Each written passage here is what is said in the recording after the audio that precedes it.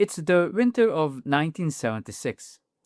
A van pulls up outside a small studio in the east end of Toronto. Three men got out. They are not famous. They have made three albums, and not one of them has cracked the top half of the American charts. The last one lost money.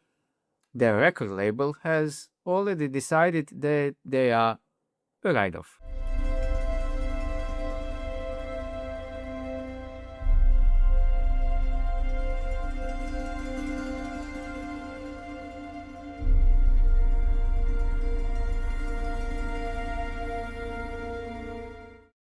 And the three of them have just agreed, quietly, between themselves, to make the last commercial record of their lives. Their label asked for a hit, a single, something for radio. What Geddy Lee, Lifeson, and Neil Peart are about to record is a 20-minute science fiction suite about a totalitarian future where music has been outlawed. It will fill the entire first side of the album. The label will not hear a single note of it until it's finished and paid for. This is the story of how a band saved its career by ignoring every instruction it was given. This is the story of 2112. To understand the size of that gamble, you have to understand how little room they had left. By the end of 1975, Rush were running out of chances. Fly By Night, released that February, had been their first record with Neil Peart behind the drums, and the first with Peart writing the words. It did modestly. Then came Caress of Steel in September, and Caress of Steel did not do modestly. It did badly. It was an ambitious record. Side 2 was given over almost entirely to a single piece, The Fountain of Lemneth, their first attempt at a song that occupied a whole side of vinyl. The critics were unkind. Worse, the audience thinned.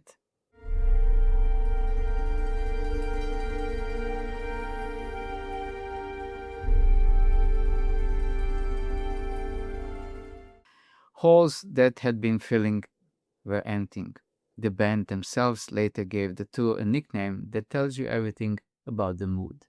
I don't know. I mean, from my perspective as an engineer, I was doing production and engineering and hearing a lot of material over the months that the boys weren't in the studio. So my perspective on it was extremely positive. I remember loving the whole concept of it. And even the songs on side 2, there was some great tunes there. And they had potential too. And those were the days when you could actually have a single in the rock vein. Right. Remember that detail because it matters to everything that comes next. The thing that had just failed them was the long form piece. The side long suite, the big swing. Caress of Steel had reached for exactly the kind of ambition that defines progressive rock, and the market had answered with a shrug and an empty room. Any rational read of that result points in one direction: pull back, write shorter, play it safe.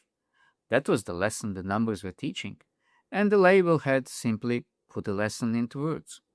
Mercury Records, their label in America, had seen enough.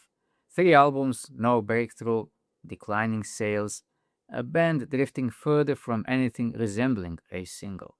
Yeah. And the sci-fi aspect of it was important at that point. It came at a good time too. We were getting so much flack from the record company about the dismal sales of Caress of Steel and Response that it was, it was really our protest record.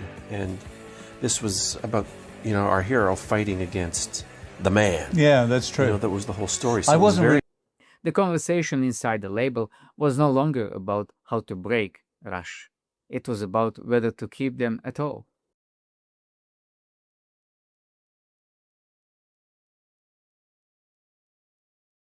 Geddy Lee has never softened how that felt. This is the moment, not a triumph. A band at the edge of being dropped with one album left on a leash that could be cut at any time. Everything that follows comes out of that pressure. Ray Daniels had managed Rush since they were teenagers, playing high schools and bars around Toronto. When Mercury began talking about walking away, Daniels got on the plane to Chicago, where the label's American operation was based, and did what managers do when there's nothing left to lose. He argued, he pushed, he asked for one more record. He got it, but the yes came with a condition, and the condition was simple. Give us something we can sell, something commercial, tighter song. Radio length. The message could not have been clearer if it had been printed on the contract. Stop making 20-minute suites about wizards and fountains and start making hits. It is worth sitting with how little the band had at this point. They were not rich young men with a cushion to fall back on. You were massively in debt, weren't you? Yeah. I mean, we were still in debt, but we were paying it off. Yeah. And 2112 was helping us pay it off. How long did that tour go? 3 albums in, they were carrying debt, not profit. The touring had been at a loss, opening for bigger acts, driving between cities, watching the crowds shrink on the very tour they'd nicknamed after their own decline. A fourth failure would not have meant a quiet regroup and another try. In all likelihood, it would have meant the end of the band as a professional concern. They knew it, and they talked about it openly, even joked about where they'd end up. Day jobs, the bar circuit, if that. This was not artistic temperament playing at risk. This was the last hand they had to play. You did it when you made the album? No, we didn't feel defiant making it. No. We just figured it was kind of going to be our last hurrah. Yeah. And we didn't really have any instinctive sense that it was would do any better than Crest of Steel had done before it. Yeah. Now think about the position the band was in. They had just been rescued. The sensible response, the safe response, the response almost any young band staring at the end of its recording career would have chosen, was to do exactly what the label asked: write the singles, survive, live to fight another day. They did the opposite.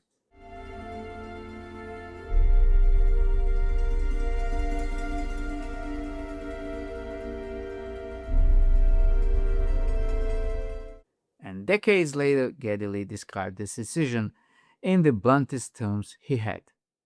For Neil Peart, the thing that could not be accepted wasn't the pressure. It was a single word the pressure came wrapped in.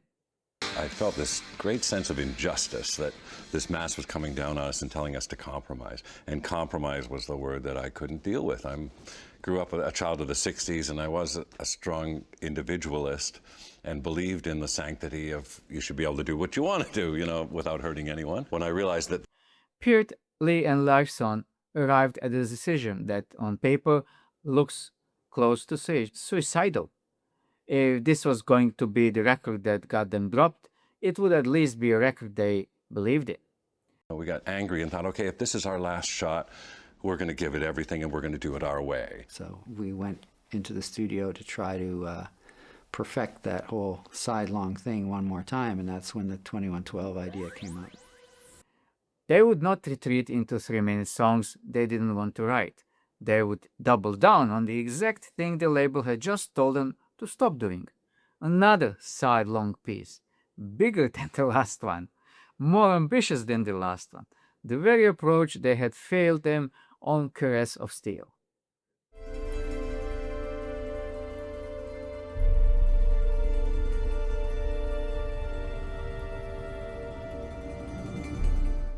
And here's the part that still remains remarkable 50 years later. Mercury never tried to stop them. Their manager held the label at arm's length, and the band simply went into the studio and made the thing they wanted to make. That, and basically 2112 for us was a statement of rebellion, that we're going to do it our way. And as soon as we announced that we were doing a sidelong piece, on it, well, the record company doesn't want that. And our response was, well, we're not making it for the record company, we're making it for ourselves. So The label that had demanded a commercial record would not find out what it had actually paid for until the tapes were done. That is the gamble at the center of this story, not artistic ambition in a vacuum, artistic ambition with a gun to its head. In January 1976, they walked into Toronto Sound Studios with a producer who had become a kind of fourth member, Terry Brown. Experience. I think we'd actually spent the most time we'd ever had to make a record, which is almost 4 weeks, I think, to make that record. Yeah. Brown had co-produced Fly By Night and Caress of Steel, and he understood what they were reaching for even when the results had fallen short.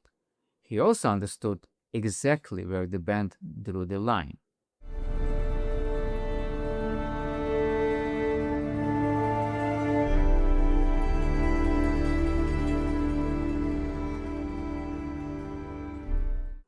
What they built on side 1 was a 7-part suite. It runs a little over 20 minutes. They titled it simply 2112, and they set it in the year the title names, a distant future governed by the priests of the Temple of Syrinx, who control every aspect of human life: art, books, music, work, all of it administered from the temples. We all like the book Anthem, which is the thing that kind of inspired 2112. So Anthem is basically the story of a society taken over by a priesthood of totalitarian dictators who use mysticism to try and subdue all the people. A society which is so collectivistic. The computers of the priests decide what people see and hear. Creativity is not banned by accident. It is banned by design. Into this world, Peart drops one man. He discovers something hidden in a cave behind a waterfall, an object with strings and a long neck, and the body that resonates when he touches it. He doesn't know the word for it. We do. It's a guitar. The structure tells the story in movements. The overture sets the scene in pure sound. The Temples of Syrinx is the voice of the priests themselves, sung by Geddy Lee at the very top of his range.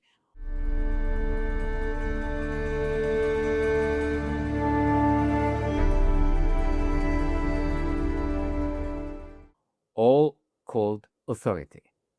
Discovery is the moment the man finds the guitar and slowly, clumsily teaches himself to make it sing. Nice and simple. Yeah, it was.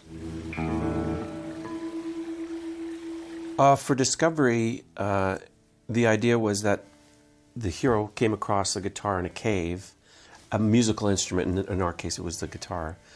And of course, it's not going to be a tuned guitar. And it'd be rusty. Yeah. Live song tuning up note by note. A person learning music in real time. Then presentation, where he brings his discovery to the priests, certain that they will share his wonder. They do not. They tell him to destroy it. The thing he has found is a relic of a corrupt past, and they crush it. What follows takes the man down. In Oracle, the dream, a figure shows him a vision of an older, wiser civilization, the people who once made instruments like the one he found, a world where his discovery would have been celebrated rather than crushed. He wakes to the gap between the world and his own, and the gap is unbearable. Soliloquy is the sound of that despair. Lee's voice, worn down from the cold authority of the priests to something quiet and broken. The man decides he cannot live in a world that has no place for what he loves. And then the grand finale, an ending listeners have argued about ever since. The music swells, chaos breaks out. The we have assumed control was Neil.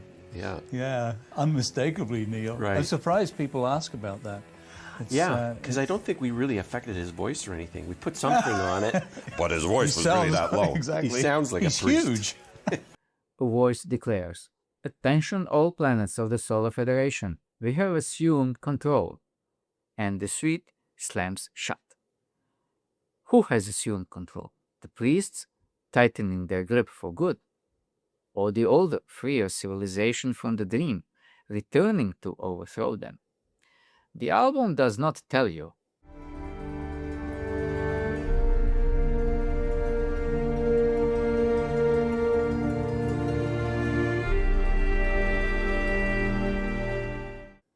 Peart left the door open on purpose, and that single unresolved line is a part of why people are still arguing about it half a century later. But underneath the science fiction, the story is not really about the future at all. It is about the creator who finds something beautiful, brings it to the gatekeepers, and is told to destroy it. Written by three musicians whose own gatekeepers had just told them, in effect, the same thing. The parallel was not subtle. It was not meant to be. And here is the part that surprises people. Wasn't it? It just kind of flowed. That record, my memory of that record is this one song flowed out of the other. The lyrics, we didn't really change. Neil had written these lyrics. They kind of worked. They inspired us to, put the music together. For all the pressure surrounding it, the record itself was not made in fear. Geddy Lee remembers the opposite. Then Neil Peart did something small that caused something large. In the liner notes, he added a line of acknowledgement. When I realized that the story was paralleling Anthem, I thought I had to say something about Ayn Rand and the association with 2112. So at the bottom of the lyrics, just put with acknowledgement to the genius of Ayn Rand. He credited the inspiration for the story to the genius of Ayn Rand, the Russian-American novelist whose 1938 novella Anthem tells of a future where individuality has been erased, where the word I itself has been forgotten, and one man rediscovers it. The shape of that story runs straight through 2112. I had read certainly a lot of science fiction at that time, and Samuel R. Delany was a big influence on me. And then around the same time, I found a copy of The Fountainhead and said, oh, all the smart kids at school used to carry that around. It was, to Peart, a writer crediting resource. To a large part of the music press, it would become a declaration of war. Rand was and remains one of the most divisive figures in modern thought. To her admirers, a champion of the individual against the collective. To her critics, the icon of a hard, cold, every man for himself capitalism. And so a single line in the small print of a Rush album became, for some reviewers, the only thing about the record worth discussing. It took 2 years to come to a head. In March 1978, on a later tour cycle, the British weekly New Musical Express ran a piece by Barry Miles that went the whole distance and labeled the band fascists.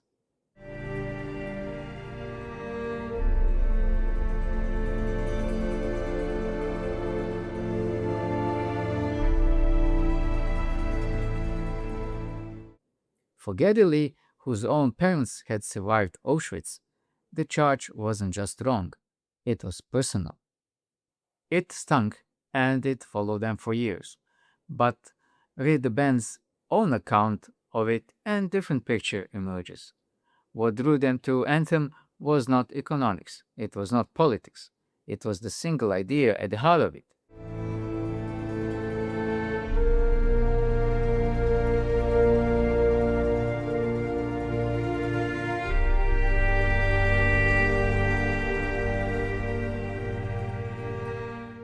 The right of one person to create and to think against a system that wants to do the thinking for them. They don't even have the concept I, which means they can't conceive of themselves as individuals. That whole idea of the individual and that sort of libertarian values played a big role in the way that album shaped up. Peart said much the same. He had not been writing about regimes or economics or any grand theory of the state. He had been writing about the people standing over his own head. The rest of Rand's philosophy, the parts the critics seized on, simply weren't what interested three young men who had just been told to stop making the music they wanted to make. Here is the irony that the angriest reviews missed entirely. 2112 is a story about the danger of totalitarian control. It is anti-authority to its core. And it was attacked by people who had read one line and not the 20 minutes of the music, as the opposite of what it was. Step back from the words for a moment and listen to how the thing was actually played, because the desperation is audible in the music itself. Of the thing, but my sense is that there was a lot of passion in that record. There was a lot of ferocity in that record, and it cut through. And it had a sound that was really pretty different than anything else going on at that time. There is a freedom on side one of 2112 that the band had not reached before. Knowing this might be the end, they stopped second-guessing. Lifeson's guitar is heavier and more confident than on anything they'd recorded, moving from delicate passages in Discovery to full force in the Temples of Syrinx. Geddy Lee's voice sits at the extreme top of its register, a sound that divides listeners then and divides them now, but which gave the priests their inhuman authority. And Peart, the newest member, the man whose words had drawn the fire, plays with the precision and restlessness that would define the band for the next 40 years. The man in the producer's chair watched all the three of them step up at once. They were a trio, three instruments, three voices in the arrangement, and nothing hidden. There was no fourth member to fill the gap, so no extra guitar layered in to thicken the wall. Lee carried the bass and the keyboards and the vocal line, often all at once on stage. Lifeson covered the entire harmonic range alone. Peart held it all together underneath, already playing with a size and detail that would make him one of the most studied drummers in rock.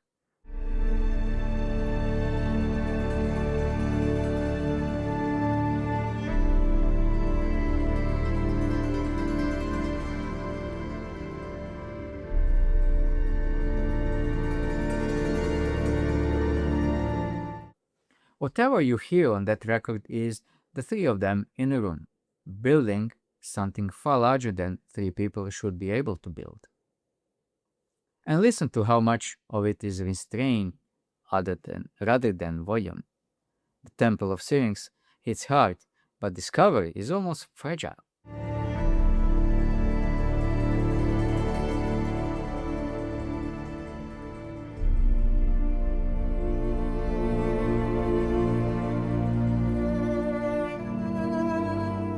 Man working out the melody one uncertain note at a time, the band playing quietly enough that you can hear the hesitation in it. The dynamic range, the swing from delicate to gushing and back again inside a single piece, is the thing Caress of Steel had reached for and not quite caught. On 2112, they caught it. And then there is the cover. The man who designed it, Hugh Seaman, gave the album its lasting image, a naked figure, arms raised, standing before a giant red star. The Starman, as fans came to call him.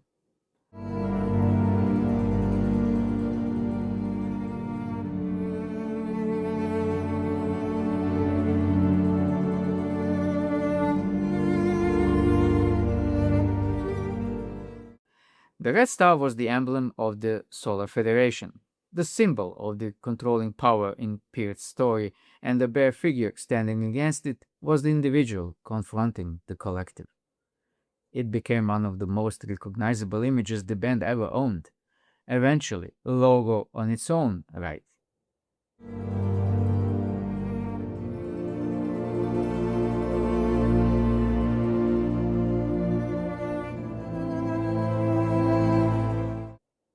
A whole philosophy compressed into a man, a star, and the space between them. So now the record was finished. Side 1, the 20-minute gamble. Side 2, a handful of shorter songs. A Passage to Bangkok, The Twilight Zone, Lessons, Tears, Something for Nothing. The tapes went to the label that had asked for singles and received a suite. But I think we had the feeling that it was a good record and we were proud that we were going out on a good record, but we had no idea that it would connect with people the way it did. Why do you And the band waited to find out whether they still had a career. 2112 was released on the 1st of April 1976. It did not vanish. It did the opposite of vanish. It took a while, but there was a buzz as soon as it came out. It didn't sell a lot immediately, but it was steady, and it kept building. And as we toured it, it kept building and building, and really over the next 3 years, it never really slowed down. Slowly, then steadily, the album began to sell in numbers the band had never seen. It became their first real commercial success, the record that finally pushed Rush up the charts instead of leaving them stranded in the lower reaches. The audiences that had drained away during the Down the Tubes tour came back and brought others.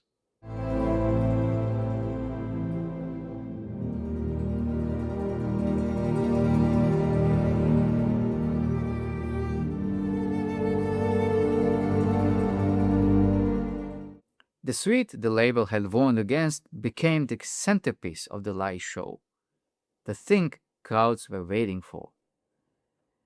That June, Rush played 3 nights at Macy Hall in their home city of Toronto. The shows were recorded and the tapes became their first live album. And then because we were playing 3 nights at Massey Hall in Toronto, based on the success of 2112, we thought, okay, that makes sense. Let's record our homecoming, so to speak. All the World's a Stage, released later in 1976. It captured the band at the exact moment the tide turned, a document of a group that had just discovered on stage that it had won. The certification tells the rest in plain figures. On the 16th of November 1977, 2112 was certified gold in the United States.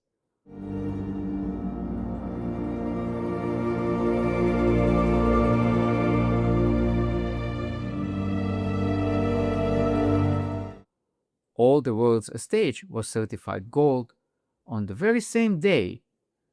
The gamble that had not just paid off, it had pulled the live album up with it. And the climb did not stop there. On the 25th of February 1981, 2112 was certified platinum. 1 million copies of the record the label had not wanted. Think about what that meant inside the band. They had been handed an ultimatum. Make it a commercial or you're finished. They had answered by making the least commercial record they could imagine. Exactly the kind of record that had failed them once already. And became the record that saved them. Not despite the gamble, because of it. Geddy Lee has only ever needed one word for it. There is a quieter consequence too, and it may be the most important one. The success of 2112 settled an argument that every band has with its label sooner or later. The argument about who decides. Rush had bet the company on the proposition they understood their own audience better than the men in Chicago did. They had been right. And once you have been right about that, in numbers a label cannot ignore, the balance of power shifts and never quite shifts back. From that point forward, the argument was over.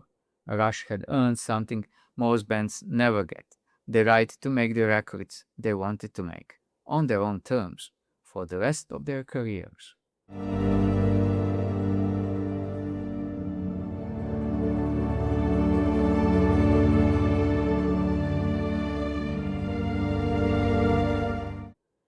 A Farewell to the Kings followed in 1977. Hemispheres in 1978, then Permanent Waves than moving pictures, the run that turned them into one of the biggest live acts in the world.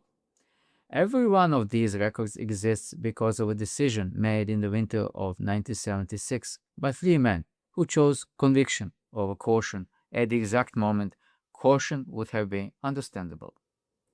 Plenty of bands have made a stand. Far fewer have made a stand that listeners were still arguing about 50 years later. So why this one? Why has 2112 outlived almost everything around it?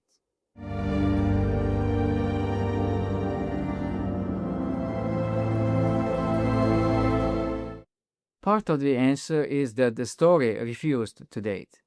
A lone creator against a system that wants to control what people are allowed to make, that idea did not belong to 1976, and it does not belong to any single politics. So I think that sense of rebellion and the sense of oppression that we felt from those around us came through the music, and it has such a strong sincerity about it because we really did feel that way at the time, that it was us against the world. So perhaps that inherent emotion still communicates itself. It remains tremendously popular. Elisa, thanks for the call. Listeners across the decades have heard their own version of it. The artist against the committee, the individual against the algorithm, the one voice against the machine that wants to do its thinking for it. Peart wrote a science fiction story and accidentally wrote something that keeps becoming true.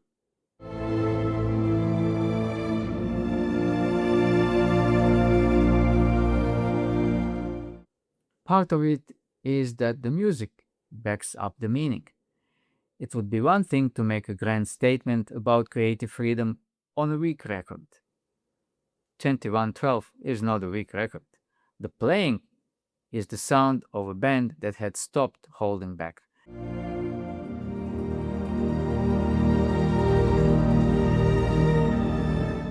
And you can hear in every bar on side one that the people making it believed their careers depended on it, because they did. And part of it is the symmetry that no marketing department could have designed.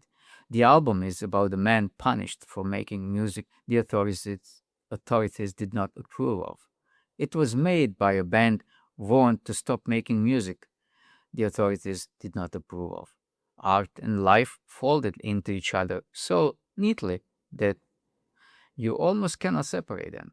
The story of the record and the story behind the record are the same story. That is why 2112 is not just a good Rush album. It is the hinge the whole career turns on. Everything before it leads up to that gamble. Everything after it was made possible by the fact that the gamble worked. Decades on, Neil Peart distilled the whole episode into a single thought. Go back to that van in the east end of Toronto, in the cold, in the winter of 1976. 3 young men with 3 failed albums and 1 chance left, walking in to record the precise thing that they had been ordered not to record. They had every reason to play it safe, a label to please, a career to protect, a clear, simple instruction that would have kept them employed. And they set all of it aside for an idea that the work was worth more than the safety, and that a band told to compromise should answer with the least compromised thing it had ever made. The priests in the story tell the man to destroy what he has found. In the studio, the band refused. That was the whole gamble, and that was the whole victory. 2112 endures not because it predicted the future, but because it answered the question every artist actually faces. When you are told to make yourself smaller in order to survive, what do? Rush made themselves larger and saved them.